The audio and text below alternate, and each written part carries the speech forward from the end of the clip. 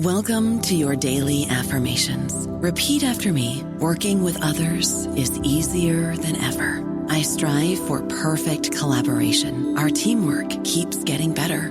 Yeah, affirmations are great, but Monday.com can really get you the teamwork you desire. Work together easily and share files, updates, data, and just about anything you want all in one platform.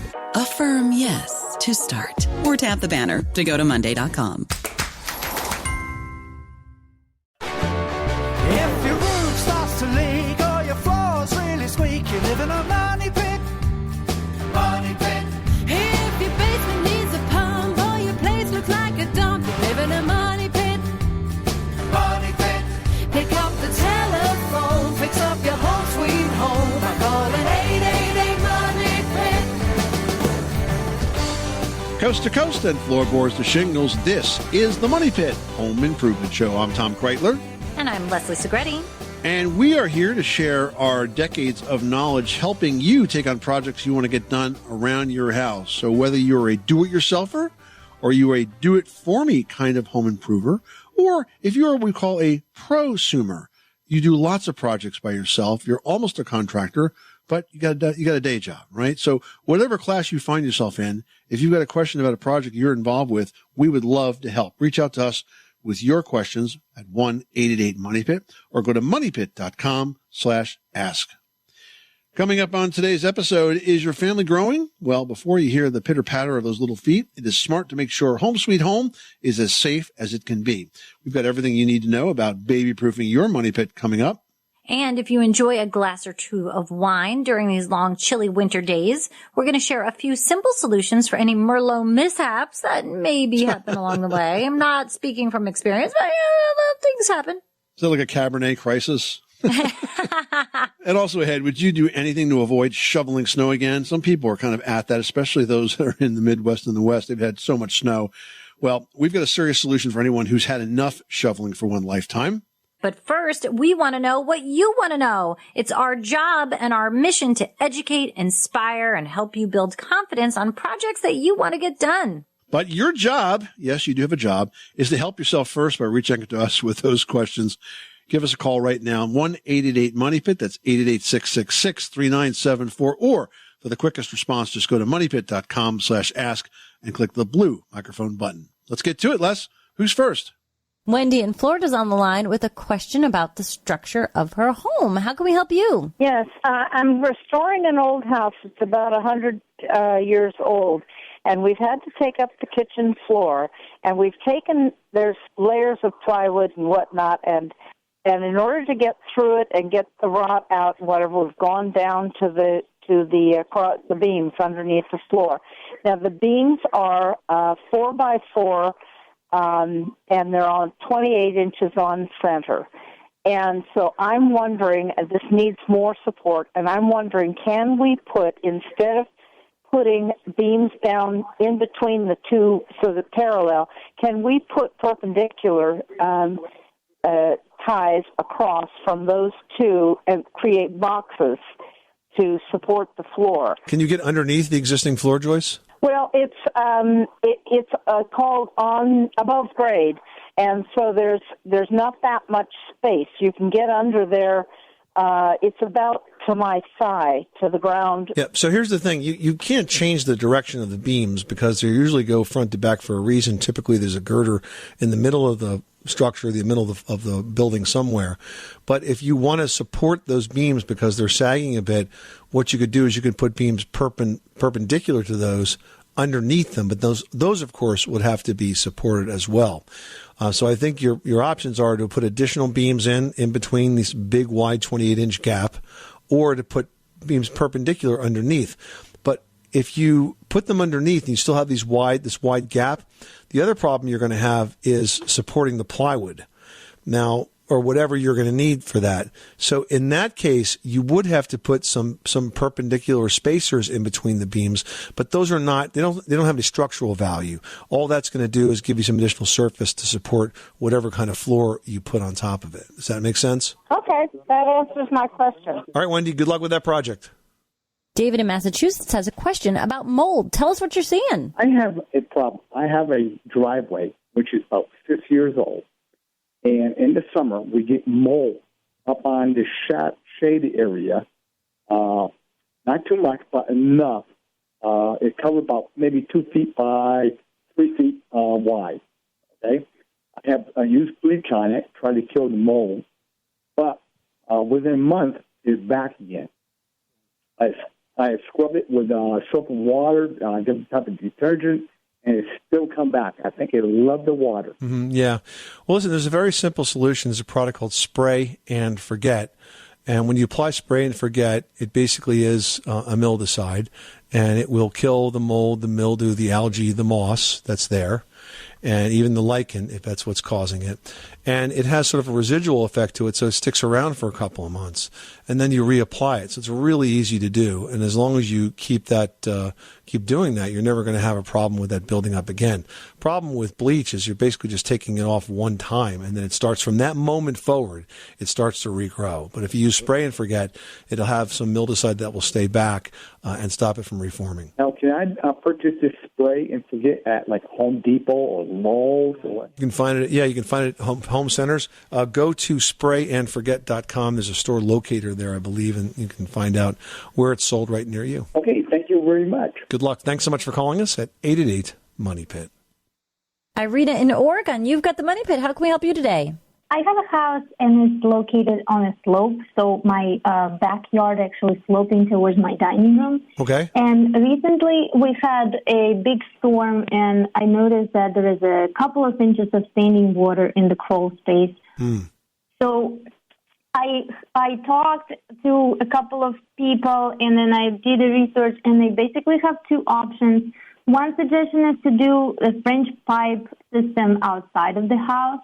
Another thing is to have a French pipe inside of the house in the crawl space with a pump and like seal the whole crawl space. And those two projects, they are in a different kind of budget price range. So I was wondering what you guys would recommend. The problem that you're having is a drainage issue, and you have to figure out a way of intercepting that runoff before it gets to your crawl space.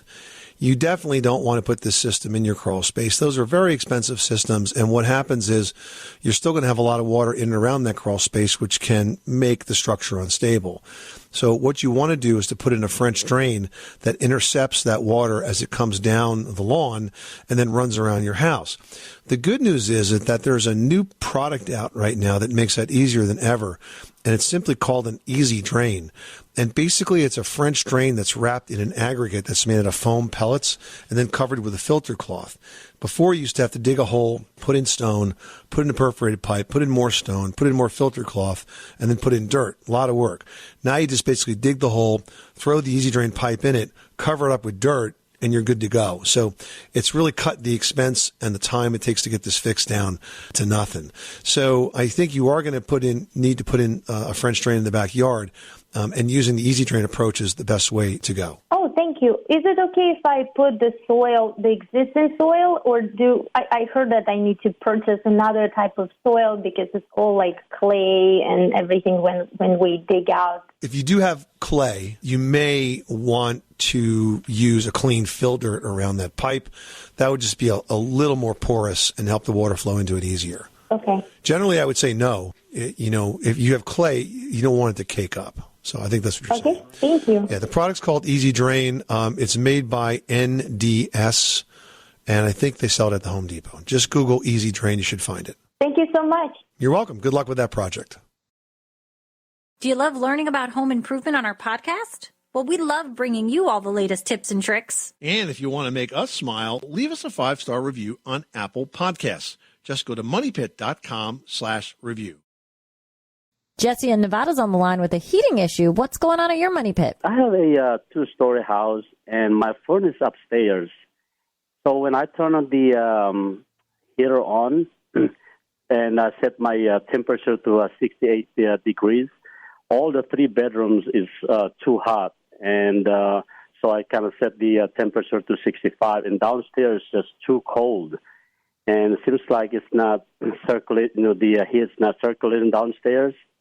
And, and I called the heater company, And the guy that came told me that there's nothing that he can do about it, and that's why I called. So what kind of heat do you have? Is it forced air or hot water? It's forced air. And have you checked the airflow at all of the registers to make sure you're getting a good flow of air at all of those spaces, Jesse? No, sir, I did not. First of all, it's always warmer upstairs, right? It's going to be warmer in the winter and also warmer in the summer. Yes. So what you need to do is a couple of things. First of all, you want to make sure you have good airflow at all of the rooms. So you check the registers. An easy way to do this is to take a paper towel and hold it in front of the register when the heat's on to make sure it's blowing pretty good. Equally important is you need return ducts. You need that air from the registers to get to the return ducts. So you want to check the return ducts. You can do it the same way. Hold the paper towel against it. It should suck flat against that return duct, like just hold itself right there in midair. If you don't have a good airflow, there are in some cases you can adjust the airflow on heating systems. Some duct systems have dampers built into them where they can be adjusted. If it's not a matter of adjusting and you still have good airflow, then there's some imbalance in the design, and that's when it comes to figuring out how to deal with that. Can you add additional duct lines to provide additional heat? Or maybe should you consider supplemental heat? Should you consider perhaps an electric resistant strip heater in a room, or a through-the-wall heat pump in the room, or something of that nature? So you really need to kind of break it down at making sure that the heating system is doing what it's designed to do. And then beyond that, try to figure out how to accommodate it, the areas that are still uncomfortable. Okay, I'm going to try that. Well, when it comes to protecting kids, nothing short of a rubber room can be totally child safe. But with some common sense, you'll be able to remove some of the most worrisome hazards. Well, first, let's talk about windows. Now, they may look completely harmless, but if your window blinds still have cords, note that they are one of the most dangerous items in your house for babies and young kids. You've got to shorten all those long cords and tie them up and away from the reach of the little hands. Yeah, and let's also talk about window screens. They're not the very heavy-duty screens that we all grew up with. They were kind of like metal screens, and, you could throw a basketball against them, and no harm would happen, right? But now they're like fiberglass, they're soft, they're floppy, and if a kid pushes on one from the inside, they're going to come tumbling right out. So you really need to be careful with this and make sure that your windows have window guards, as the kids are of that very inquiring age where they like to sort of try everything, including climbing up on windows. Now, another concern that we have is about the furniture tipping over, because kids are climbers. So think about shelving. Things like that look super attractive to the little guys. So you want to make sure that your bookcases, a large TV stand, anything that basically seems like something you can climb on furniture-wise is anchored to the wall. Also, here's something you wouldn't usually think of as a tipping hazard, but it's your oven. That's why new ovens include a bracket to prevent this. It slips around the rear leg and then holds that oven to the floor. But I can remember as little guys, the boys would pull out the warming drawer and sit in it. So it's you gotta make sure they're not sitting on the door. They're not cause it's so easy for it to tip over. Now, having really clean sliding glass doors can also be troublesome. Kids often forget the door is there. They'll walk into it, or worse yet, they'll run into it. And if there's a breakage, it can have some serious injuries associated with it. So one good way to deal with that is just to apply some decorative decals at the child's eye level as a constant reminder of those closed doors. And finally, you want to check your stairs and your railings. Now, the railings need to be at least 36 inches tall and have no more than 4-inch spaces between any of the spindles. And at the same time, you want to make sure handrails are in place for all of the stairs. And then go ahead and make sure those handrails have a closed end. Handrails that don't wrap around to the wall. I mean, think about it. How many times have you caught your sleeve or part of your sweater on a door handle? So if you've just got this banister that ends to nowhere, you're going to get stuck on it. So make sure that it kind of curves back around to the wall so you just don't get tripped up on the steps. Good point. If you'd like more safety tips to keep your kids safe, head on over to moneypit.com and just search child safety. Sherry and George is on the line with a question about cleaning bathroom tile. What's going on? I bought a condo, and the bathroom tiles are really, really pretty, but they're old, and they have lost their luster, and I think it's I was looking for a solution that didn't involve demolition. Well, that sounds like a possibility. Let's see what we can do to help you. So you see the tiles have lost their luster. Is it really the grout, or is it the tiles themselves? Oh, no, it's the tiles. They have absolutely, no shine to them whatsoever. They're very, very matte, and it should have that luster like the subway tiles. Well, maybe. No, not necessarily. I mean, there's a lot of tiles that have matte finishes, right, Leslie? There are tiles that have matte finishes that tend to get the dirt stuck to them a little bit more easily because the gloss is there really to protect that tile. And sometimes tiles that are purposely meant to have a matte finish will have a coating on them that will help keep the dirt away. So it's really the goal here is, do we want to clean the tile that you have? Do we want to change the tile? What's your goal? In a perfect world, I would like to clean it and it stay clean and shiny. I would rather end up with a shiny. See, I don't think she's going to be able to bring it back to shiny if it's a matte finish. It may not have been ever designed for that. Well, it might never have been shiny to begin with.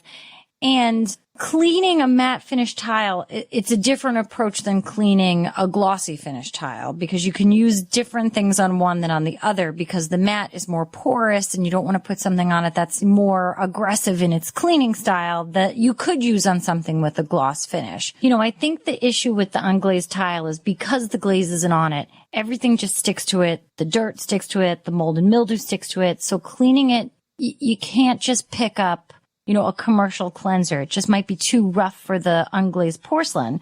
So generally what we would recommend is using more natural ingredients. You can use vinegar and dish detergent and water. Simple mix of that. I would use about a cup of vinegar, white vinegar. Don't use anything else. Like a teaspoon of the dish detergent and a gallon of warm water. And mix it around. It's not going to hurt your hands, so you don't have to worry about gloves. And then what you would do is you can scrub the dry tile. Start with the dry tile with a stiff bristle brush, not a metal bristle, but a plastic bristle brush. One meant for cleaning surfaces. And that will just sort of loosen up whatever dried adhesive, dirt, mildew, whatever's on there, whatever dirt has adhered to that surface. And then once you've sort of, I guess, loosened it up with that stiff bristle brush, then take a wet rag, dip a rag into that vinegar solution, and then clean the tile with that. And you should see that the vinegar will start to dissolve whatever mold or salts or product, whatever is on there. And the dish detergent just helps to loosen that up. And just do it, keep cleaning out your rag, going back into the solution, and then once you're kind of satisfied with the cleanliness of it, then rinse everything with clear water. And now that should do the trick. Now, I don't think you can put anything on it to give it a glazed surface because that glaze is done in the baking process of the tiles. Okay. Well, that sounds like a good plan, actually. I'll give that a try. Thank you. You're so welcome. Good luck with that project. Thanks so much for calling us at 888-MONEY-PIT. Thank you. Bye. When Cynthia came to TurboTax, she just launched her new side gig, a true crime podcast. I'm a first-rate detective with a golden voice. As her TurboTax expert, I made her second income count by guaranteeing 100% accurate filing and her maximum refund. What did she do with that refund? Find out next week. Switch to Intuit TurboTax and make your moves count. See guarantee details at turbotax.com/guarantees. Experts only available with TurboTax Live. Tim in Minnesota is on the line and has a question about LED lights. What can we do for you? I just replaced my LED lights in my basement, which I have recessed cans. Okay. From time to time, I get, it's not all the time, so that either you dim them a little bit and they start fluctuating. They're going up. Right. Didn't change the dimmer if the dimmer was, I don't know if it was equivalent for LED lights, but... Yeah, there is. Lutron is the company that actually invented the dimmer way back in the 60s, and they have a product called the CL dimmer. It's designed specifically for dimmable LEDs and halogens and incandescent. And I've got these in my house, and I like them for this reason. There's a range on these dimmers that you can set. So you can set like the minimum power and the maximum power, and that's important because what happens is if you go down too far, depending on the LED, it will flicker and sort of go out. So you can bring it down and like identify like the bottom in terms of the lowest setting. And then of course you can bring it up to the top, and you could set that range so that you don't have to worry about that flickering happening. Once you kind of set it, it's done. And you can also put a mixed lighting load on it. So if you had a situation where you had some LEDs and also some incandescents and CFLs all on the same dimmer, by having that ability to adjust the range, you can make sure that they all go down as low as they can, but they don't go down too far where they start to flicker. That said, the LED bulbs themselves have to be listed as dimmable.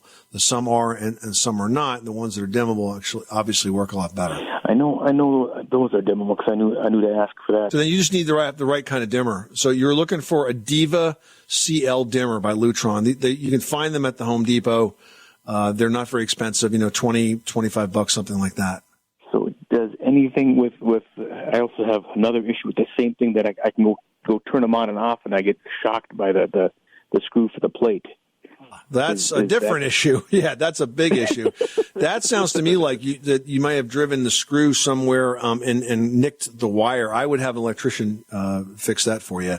That's definitely a problem. I didn't have an issue when I had incandescents, though. Is it because of the house? Nah, I don't think it has to do with the bulbs. Nah, wouldn't believe it. I would get an electrician on that. That sounds dangerous.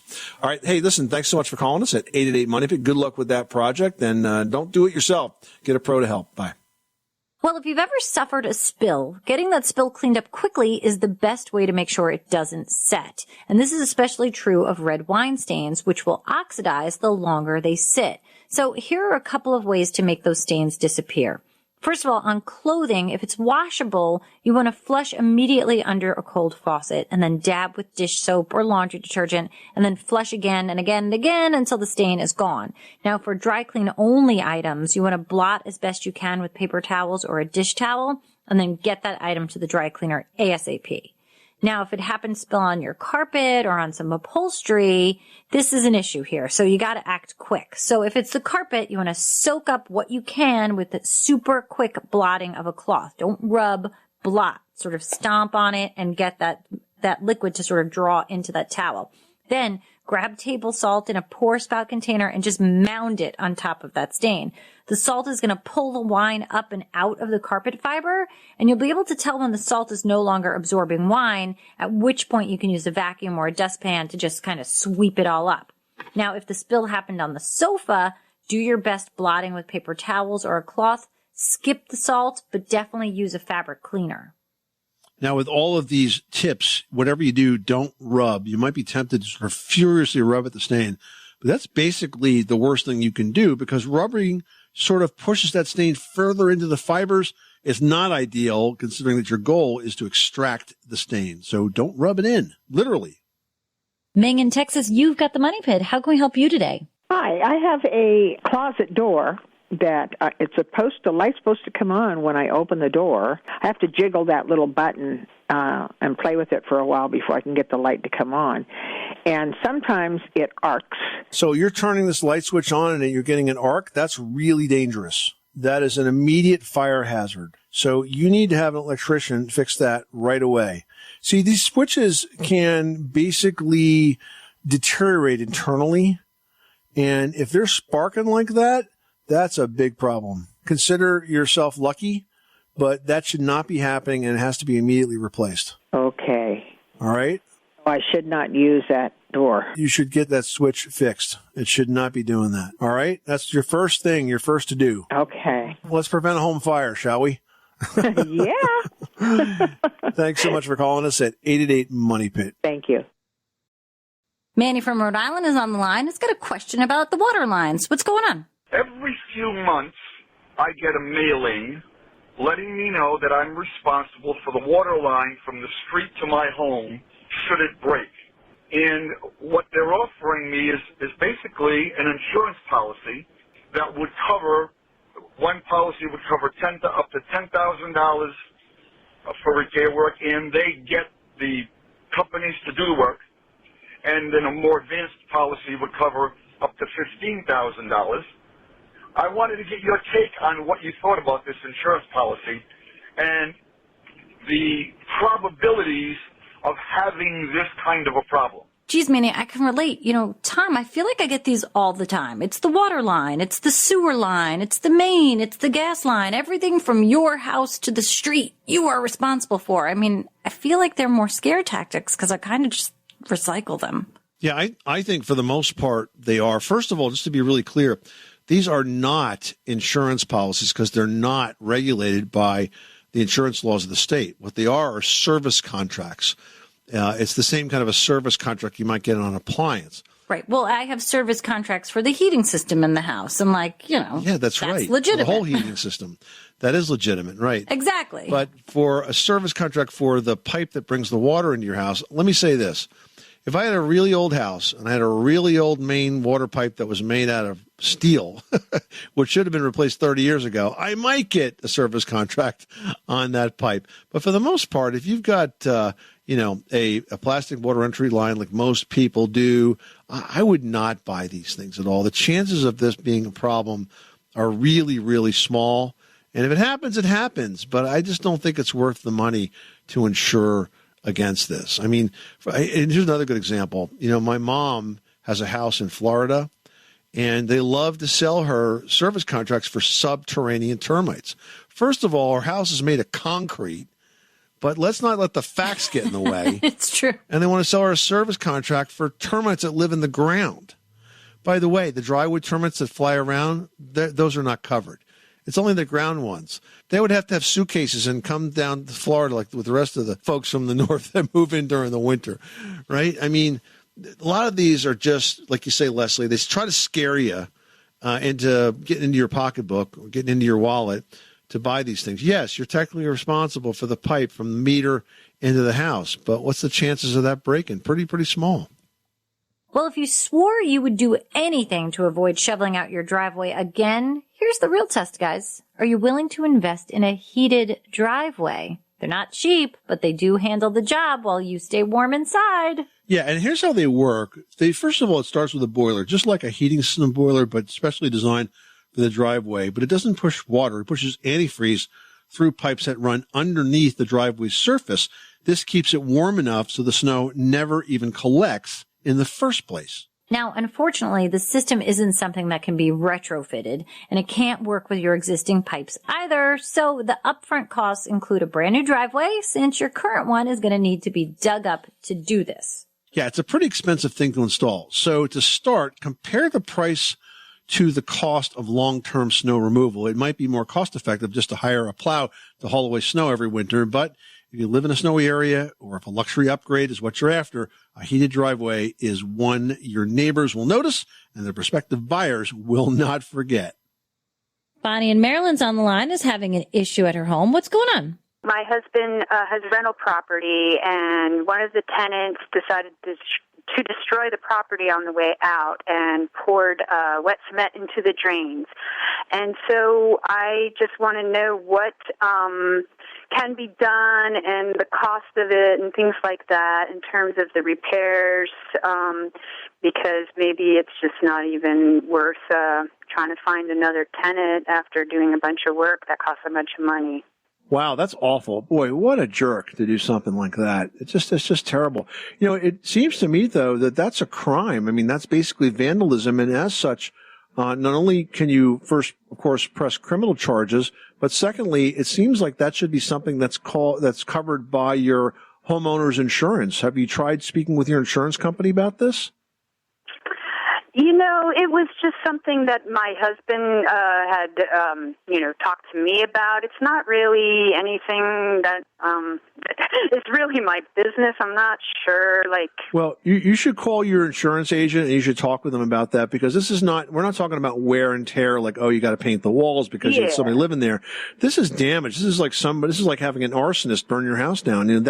Those kinds of crimes are covered by the insurance. That's one of the reasons you have insurance. So, we pay so much money for that. So I would definitely make that claim. Now, in terms of how much work this is to fix, I mean, I guess it kind of depends. I'm guessing since you're in Maryland, is this house the bathroom's on the first floor, second floor? What's underneath the plumbing? Does it go into a slab? It's a trailer. Okay. It's a all right. trailer, So then, like I said. Yeah. So then you have full access above and below. So you're probably gonna have to just cut out those pipes. It's all going to sort of hang down the bottom of the pipe. So you're just going to have to find out where it ends and cut it out. But again, I would not hesitate to file a criminal complaint and also to file a claim with my insurance company, or at least speak to my agent about that part. Awesome. Thank you. Ronnie reached out to Team Money Pit about a popcorn ceiling. Now she says, I heard in a previous podcast recently that there is a lightweight snap-together wood-look ceiling covering that can be used instead of removing a popcorn spray. I can't remember the name or where it's sold. Yeah, removing popcorn, we've got a guide on how to do that online, but bottom line is it's a messy, very time-consuming job. But it's not the only way to get rid of that look. In fact, Armstrong Ceilings makes a ceiling option product called Easy Up, and it includes both sort of the wood look planks as well as panels, and it installs directly over the popcorn ceiling. It uses a track and clip system, Ronnie. So basically you install the tracks and the clips, and then you sort of snap the panels in place. It's really quite attractive. I'm not quite sure how expensive it is, but if you want to avoid the big mess of getting rid of all that popcorn, and then of course you got to prime it again. And even after you do all that, it still doesn't look quite the same as it did. Check out the Easy Up system from Armstrong Ceilings. Yeah, Ronnie, it really can make a huge difference. So definitely check it out. Well, spring might still be weeks away, but don't let these dreary days of winter drag you down. A few dollar-wise home improvement projects can spruce up your home and your spirits. Leslie has some tips on how to do just that in today's edition of Leslie's Last Word. Leslie, you going to let the sun shine through a little bit early? Yeah. It might sound obvious, but the first thing you can do is just turn on some lights. Come on, guys. This is a good time to add a lamp or some sconces, or at least increase the brightness of the bulbs in the fixtures you already have in your home, or just, ask your device to make the light brighter. I'm sure everybody's got everything automated. I don't even want to risk saying it for all the lights in the studio going off. You know what I'm talking about. Some other things you can do is plant an indoor garden. It's really nice to have colorful flowers or something edible that reminds you of the spring season. And then hopefully if everything lives and does well, you just transfer it outdoors when that warm weather returns. You can also spruce up your front door. The door is a great welcome for you when you've been out in the dreariness. So if you're not going to paint or get a new door, just polish the hardware. Just add some brightness to the front entry. You can also just get an inexpensive doormat. I love changing out the doormats every season. First of all, they just get cruddy looking in a short amount of time. So it's like I go over to any of those sort of like home decor superstores and pick up like a cute one with a cheeky saying or, something fun and silly that makes me feel happy coming to the front door on a yucky day outside.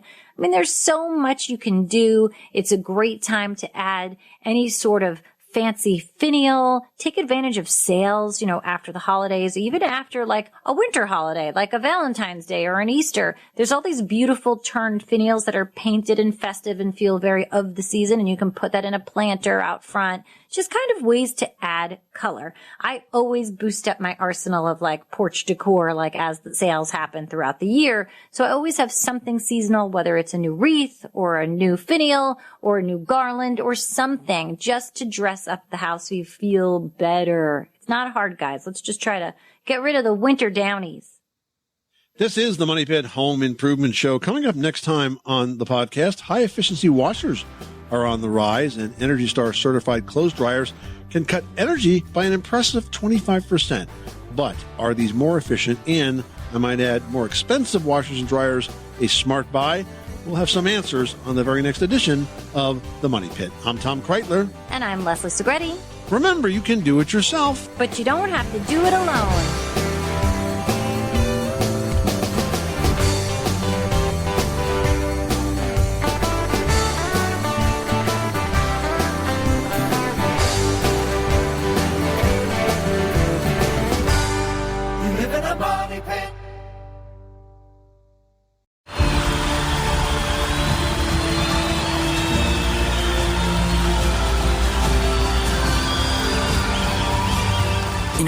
Stadium. Their silence is deafening. 136 Israelis are still being held hostage by Hamas. Bring them home. For the ones who work hard to ensure their crew can always go the extra mile, and the ones who get in early so everyone can go home on time, there's Grainger, offering professional-grade supplies backed by product experts so you can quickly and easily find what you need. Plus, you can count on access to a committed team ready to go the extra mile for you. Call, Click Grainger.com or just stop by. Grainger, for the ones who get it done.